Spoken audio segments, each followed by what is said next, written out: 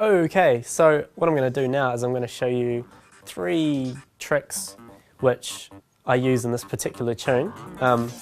Each tune I do has different tricks. This one I'm just going to show you some things which I think are pretty cool and kind of can show what I do. First thing I'm going to show you is I've got this tech loop still going up there.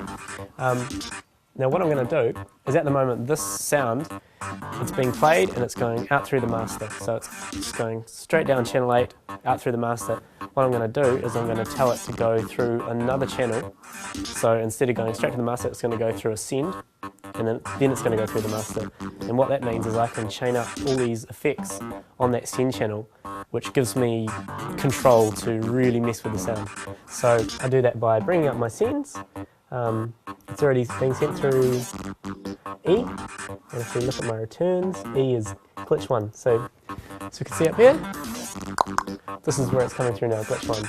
Now on this particular send, I've got 4 effects units loaded up. I've got a Korg MDE-X, which I use for formant filters. Those of you who know my music, you'll know that I'm a real formant addict. I love the formant filters are basically a series of filters which emulate the human voice box, so you can send synth lines into them and turn knobs and they go. I'll show you. So if I push this button, it turns it on. So it's being fed through a format filter now. You can hear the sounds change, and these 2 knobs here control the voice and just different aspects of those filters. So if I was to move these around, it gets real wacky. So you can hear that. So that's all happening in real time. So turn that off. So that's the first one.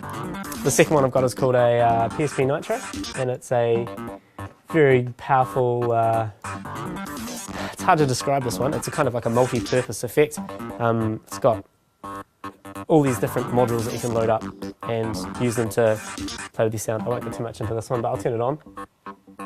And I'll just pick some presets so you can hear the kind of effect that you have.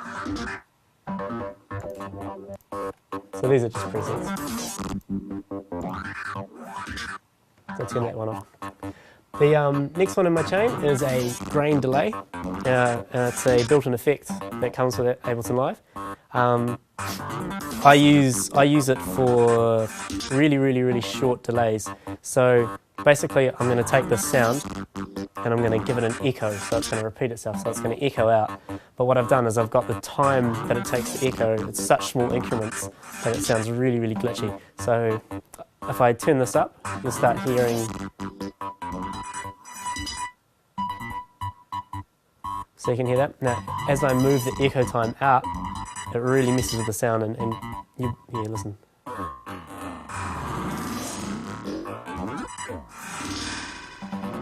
And if I turn the feedback right up, you can get really messy.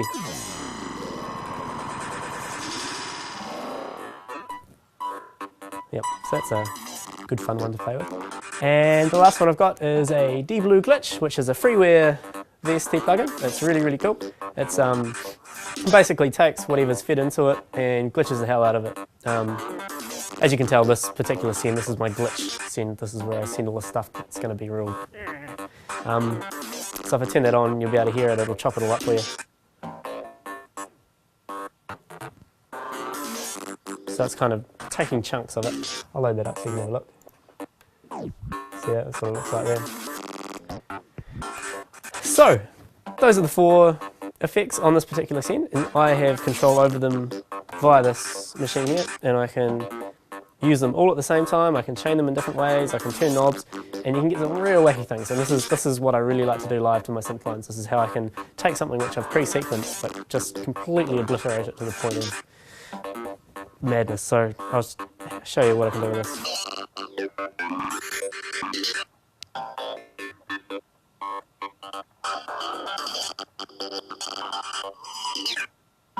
So if I bring in a kick.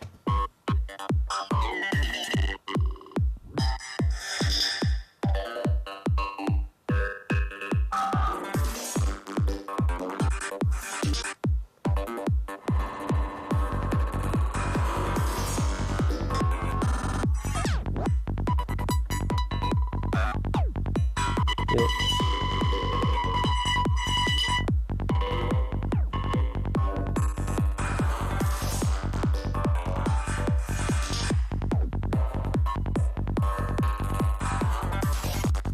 wee. We can bring in the hi-hats.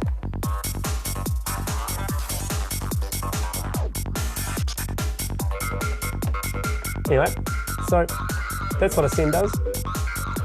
And what I can do with that then is I can basically feed